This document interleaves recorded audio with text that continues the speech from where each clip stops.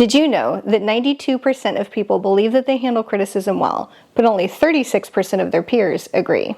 This highlights a significant gap between self-perception and how other people believe that we handle criticism, suggesting that many people might be more sensitive to criticism than they realize. This discrepancy often stems from cognitive biases, like the better than average effect, where people tend to overestimate their abilities in certain areas, including emotional resilience. I'm Gabby from She Makes It Work, and in today's episode, we're going to talk about how to handle criticism like a pro. In this case, it's better to be one of the 36% than one of the 92, and I'm going to teach you how. First, let's talk about common reactions to receiving criticism. It can be very normal when receiving criticism to have an emotional reaction.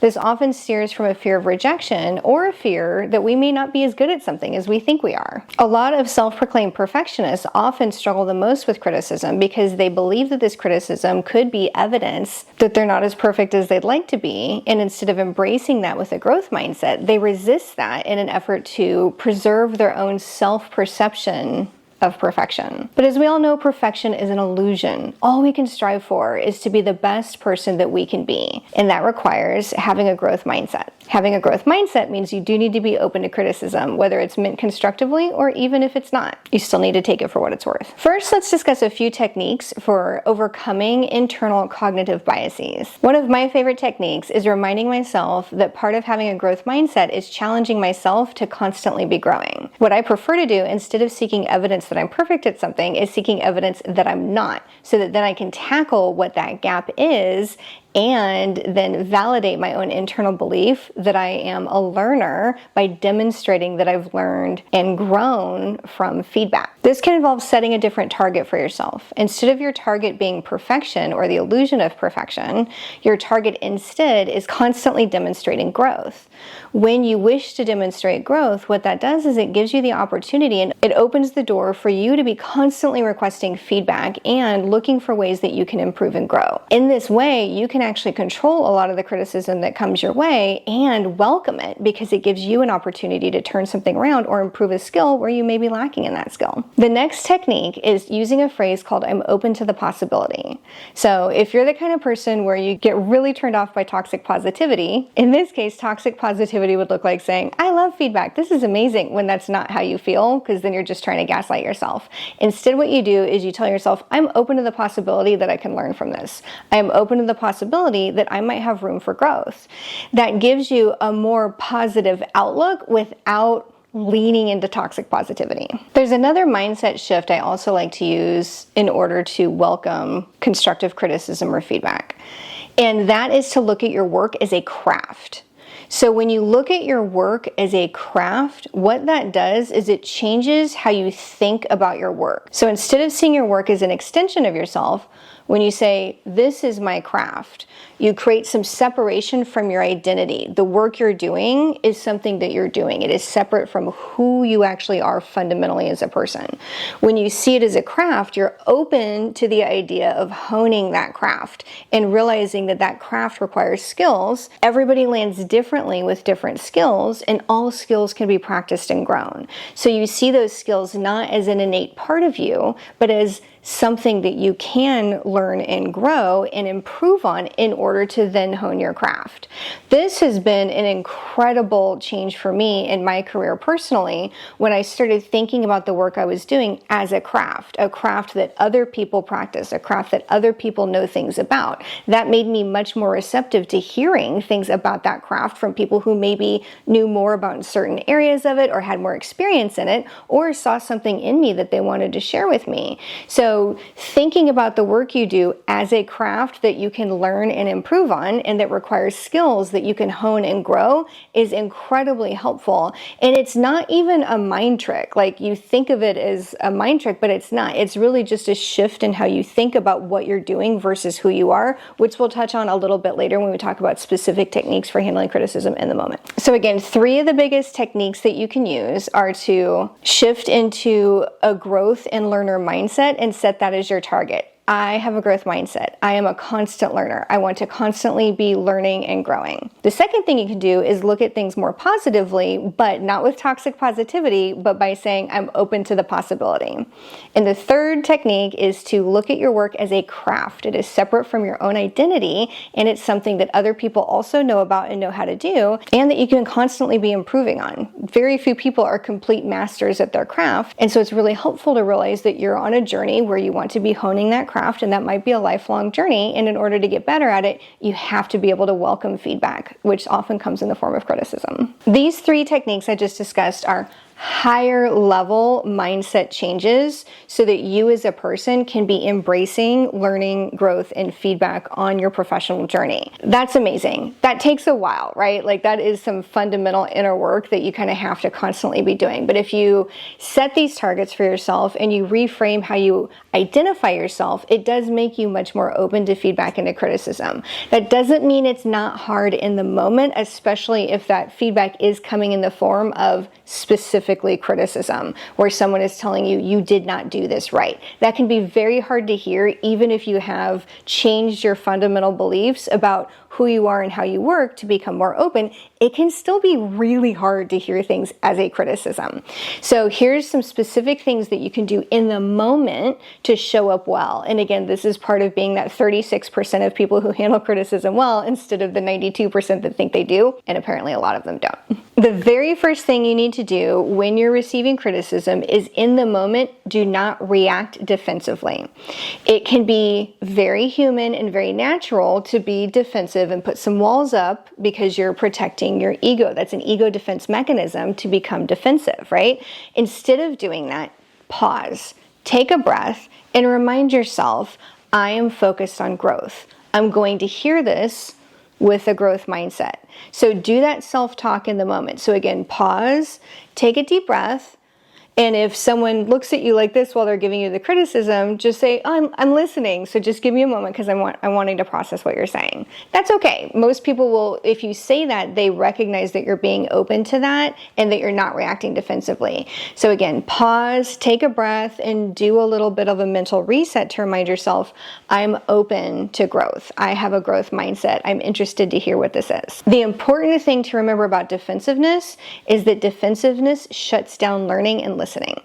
You are not able to listen well if you're caught up in this emotional reaction. Defensiveness shuts down communication and learning. It's very hard to listen, and it's hard to have communication be a two-way street in a conversation where the reaction is about defensiveness and ego protection. So if you can take that breath, if you can reground yourself and focus on the conversation, you're going to get something out of it. The goal in this conversation, even if the criticism feels like an attack, the goal in the conversation is to ask yourself, what can I learn from this? What can I get out of this? That's going to be a common thread as we talk about critiques, criticism, and feedback. Is your job as somebody who wants to grow and hone their craft, and as somebody who wants to drive towards excellence and constantly improve, your goal is to always ask yourself, what can I learn from what I'm hearing right now? What can I learn from what I'm experiencing? What can I learn from what they're trying to tell me? Because there's always something there. And that's your job, is to get down to that nugget of truth for you. The last thing I'm going to say about defensiveness is that the larger the emotional reaction on your part, honestly, that's a really big signal that they're touching on a fundamental truth. You would not be defensive if there wasn't something there. So again, in the moment, the more defensive you feel, the bigger a sign it is that you do need to listen to what they're saying, because they're touching a nerve, and them touching a nerve means that they're onto something and that there's some truth there. So your job, again, is to ground yourself so that you can listen and find that nugget of truth and look for the thing that you need to be learning out of the situation. It's one of the hardest things to do, but sometimes the biggest growth is from pulling down our walls, really listening and hearing the areas where we can improve. The next technique is to actually get curious and seek to understand. Now, this mantra is similar to the other one, but a little bit different, because in order to shift into curiosity, this is where you say to yourself, I'm open to learning. I'm curious what they're trying to tell me. I'm interested to hear what they're trying to tell me so that I can learn. So reground into a place of curiosity. Those are just 3 phrases that work for me as suggestions to how you can reground into curiosity. Find one that works for you. But that is something that I found, is that if I'm being criticized or critiqued, if I can get to a place of curiosity, that helps me get to a place where I'm genuinely seeking to understand and find that nugget of truth that we talked about. So in order to use this technique, they're giving you criticism, you're regrounding, you're not reacting defensively, right? So let's say defensiveness isn't your issue. How do you still get to that place of interest? This is where you can ask questions, and you can tell the person, I had not considered this. This is the first time I'm hearing it. I'd love to learn more about what you're saying to me. You're expressing that openness. Now, do not use the words, I am open to your feedback or I hear you. Whenever anybody says that, that actually means that they're not, just so you know. What you want to do is show. This is show, not tell. Show that you're open to that feedback by asking questions about that feedback. Show that you're curious by genuinely expressing curiosity. So again, you can let them know, hey, I haven't heard this before. I'd love to learn more about what you're saying. Do you mind if I ask you a few questions, because I really want to understand what you're saying to me? Demonstrate that you're curious by telling them that you want to understand, so that you're setting the stage to be able to ask questions without coming across as being defensive. Some really good questions that you can use when you're receiving criticism is understanding, well, what does that look like? So if they're critiquing a specific behavior, you can say, oh, what did that look like when I did that? What was the impact of that? How did that feel? You're kind of asking specifically, what did I do? But without saying, what did I do? And without saying, give me some examples. It's implied that you're saying, give me some examples, but you're giving them cues on how to express them to you. So again, what did that look like? Another great question is, what would be a better way of handling that? So if they're critiquing how you handled a certain situation, you genuinely were doing the best you could in that situation, you didn't know what else you could do, that's a great way to say, I didn't know what else I could do. Because the point isn't for you to convince them that you did the right thing. It's, again, human nature to want to explain where we're coming from when we're being criticized, because you want them to understand you. But in this situation, your role is to be more open to hearing what someone else has to say. So instead of explaining where you were coming from and explaining how you felt in that moment, or explaining why you did something, you want to instead ask them, you're right, that is what happened. Can you give me some ideas on how I could have handled that better? Or what would it look like to handle that differently? I haven't actually seen someone do that before. So what would it look like to do that better? Again, what would it look like? What would it look like is a question that opens up people talking about, again, behavior versus character. So instead of asking them, describe these behaviors, which can sound a little off-putting and formal and in some cases aggressive, instead you're saying, what does it look like? And they will then organically and naturally describe behaviors to you. So just a nice way to have a better conversation, because a lot of times if somebody is criticizing you, while they may have good intent and while they may have good information, they're not always expressing it super well. But again, it's not your job to criticize how they're criticizing you. It's your job to get to the truth of what you need to be doing differently and how you can grow. Another good question is, how have you seen someone do that in a way that works for you or in a way that works better? I use this sometimes with clients. This you have to be careful of, because if you say it wrong or with the wrong tone of voice, it can come off as defensive. So take this one with a grain of salt. Your mileage may vary. But I do this with clients sometimes because I'm subtly reminding them that what they prefer may not be what all my other clients prefer, and that I may be doing something that works with a bunch of my clients that just doesn't work for them. So I want to understand their preferences, but without saying any of that.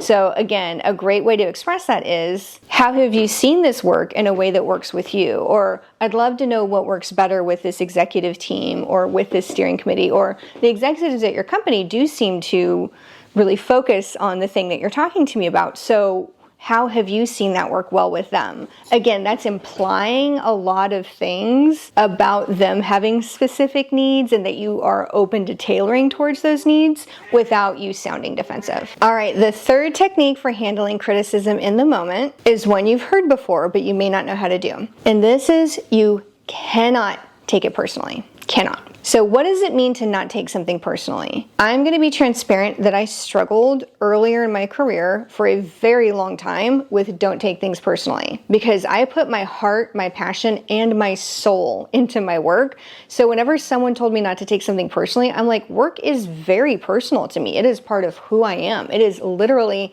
how I express myself and how I'm trying to contribute to the world. So you can't tell me not to take it personally. But when it comes to criticism, you can't take it personally. Here's what that looks like. When you're getting criticized and you hear my voice echoing in your brain, don't take it personally. Again, do a strategic pause in the conversation. And inside, you have to separate the behavior they're describing from how you perceive yourself and from who you are as a person. Because our self-perception is very closely tied to our identity. So you're going to have to set that aside. If you compartmentalize in any area of your life, take those compartmentalization skills and use them now, because you need to separate how you see yourself as a person and how you value yourself from the feedback or criticism that you're getting.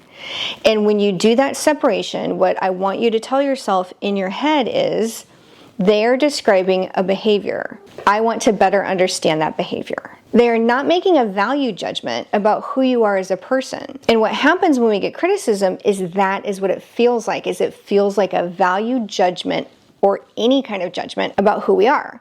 So with this technique, what you're doing is you're separating the work you do from who you are as a person. You need to compartmentalize that piece of it, and you need to focus on the work you do and the behavior they're describing, and just laser focus on that behavior. So set everything aside and get curious about that behavior and separate it from your identity and what you value about yourself. Even if this is a skill you think you're great at. I have been critiqued on meeting facilitation. I think I'm great at meeting facilitation. I had to understand where that critique was coming from. I'll talk about that example in a minute. So in this case, just focus on the behavior they're trying to talk to you about, and then use the skills we just talked about getting curious and ask questions about that behavior. So when they're discussing this behavior with you and you've compartmentalized your sense of self from what they're talking about, this is a great time to remind yourself that you can change a behavior without changing who you are. So what they're saying isn't a personal attack. It has nothing to do with who you are as a person, and it has nothing to do with your value and the value you bring. They're just trying to get you to fix something that they perceive as a problem. All of this requires that you get rid of rigid self-perception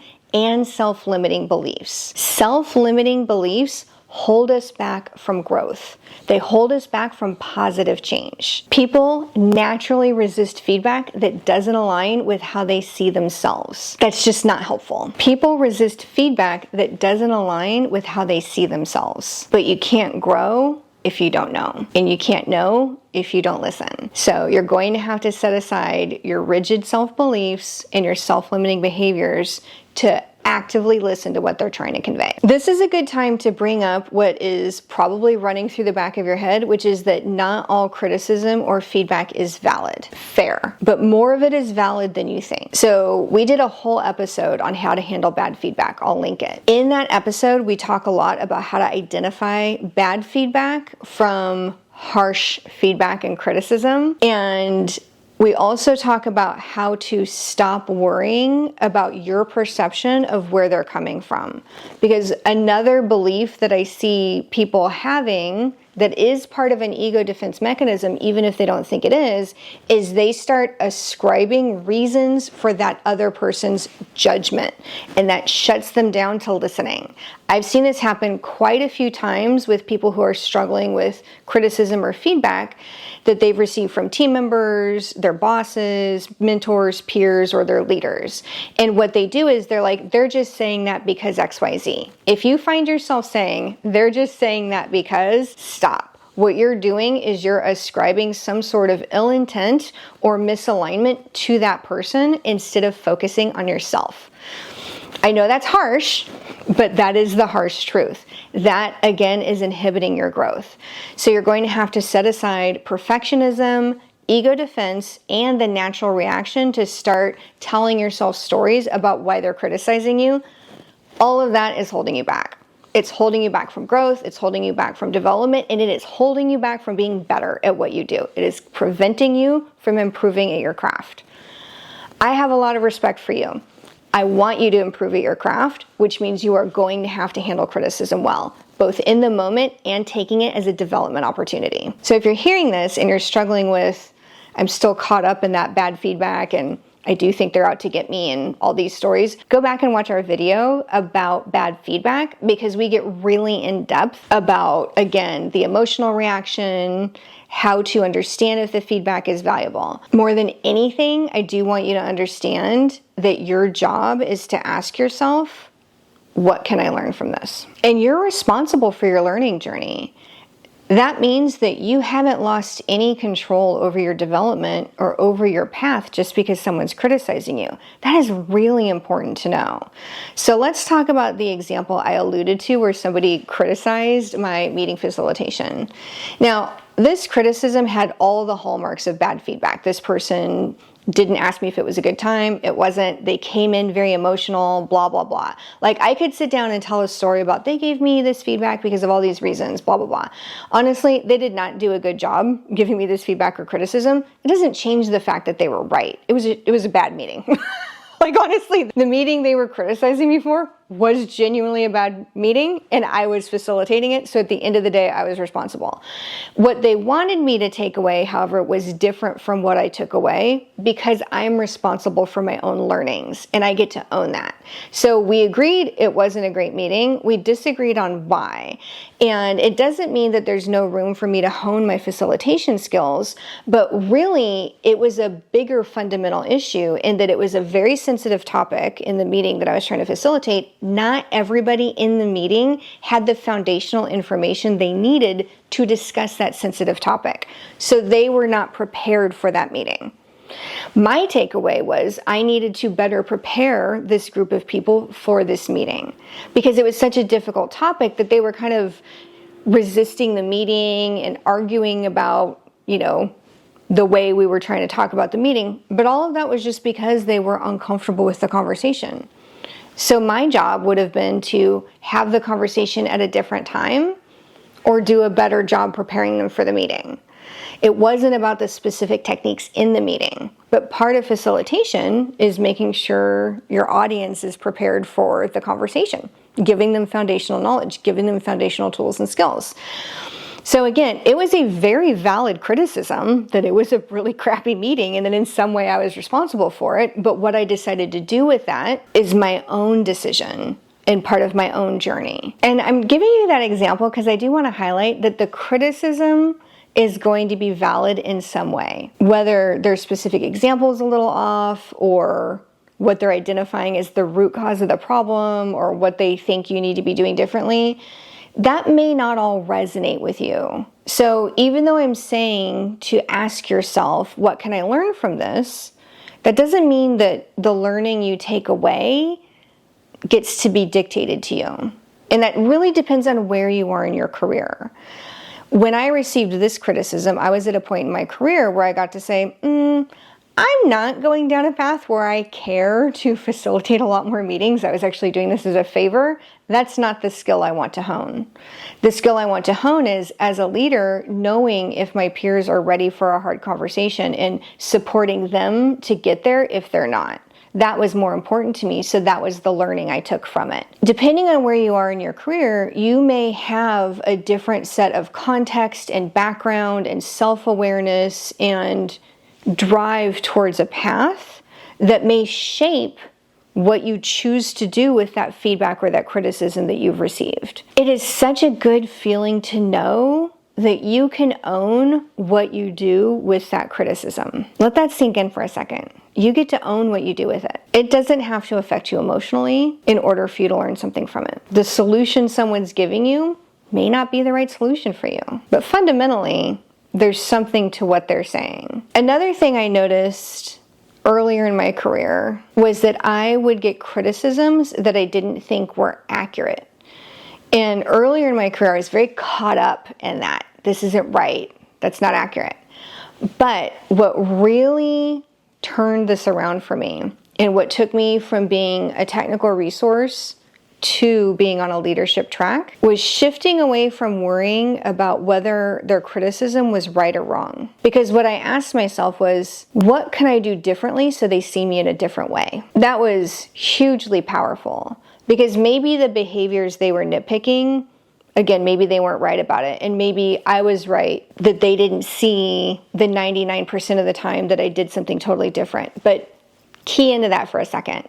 They saw one thing and reacted to it and criticized me in this early career moment.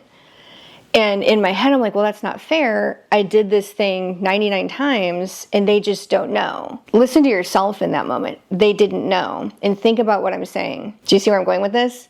That was my learning at that time, was I need to do a better job championing the 99% of the time where this went well. I need to make sure that I control their perception of what I'm doing, or else they're always going to hone in on the thing that they see. And if you're quiet about your successes and your failures are loud, you're known for your failures. So this starts to touch on a different topic, which is how to control your brand at work, which is very important. I've got an upcoming course that's all about how to control your brand and your brand story, where we get into a lot of detail on how to do that. But I just want you to think about, if you're at that stage in your career where you think that the criticism is quote unquote unfair, and you follow that thread of they're not seeing this or they're not acknowledging that, what you're learning can be is, I need to do a better job talking about these other things or making sure that this work is more visible. So fundamentally, this is going to be another hard truth that I'm going to say. Sorry. Fundamentally, if they're criticizing you, you've done something wrong. You may not have done the thing wrong that they're describing to you, but you could be doing something better so this criticism isn't coming up. And whether that's marketing yourself better, championing your successes better, making your successes more visible than your failures, or whether it's something else entirely. But if you're sitting there going, Gabby, I've used all your techniques and I still think this criticism's unfair. Okay, well then why are they saying it? Why is there an opportunity for them to criticize you? And then ask yourself, what can I do differently so there are not these opportunities for them to criticize me? Think about it. I have another example where I had a project manager and the client was constantly criticizing her for not producing a project plan. She was really frustrated about it. I'm like, well, give her a project plan. She thought it was unfair for all these reasons. And doesn't she know I'm so busy? And I'm like, fundamentally, you're the project manager and she's the client. You need to give her a project plan.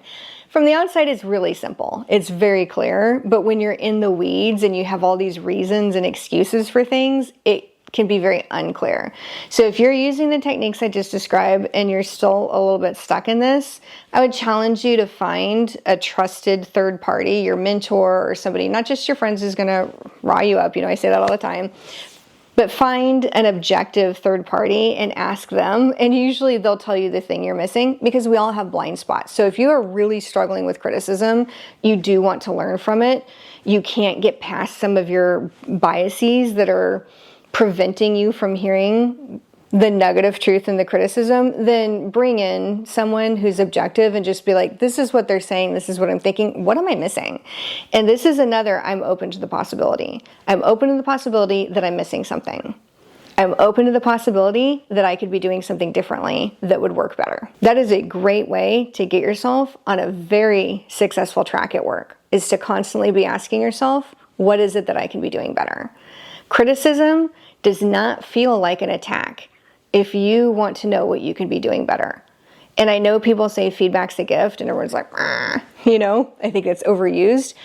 But again, if you have a learning and growth mindset and you're constantly asking yourself the question of what can I be doing better, whenever someone criticizes you, that is a gift, because it's an opportunity to do something better. All of these techniques will help you show up better in handling criticism. They will improve your emotional resilience, and they will genuinely help you grow as a person and as a professional in your career.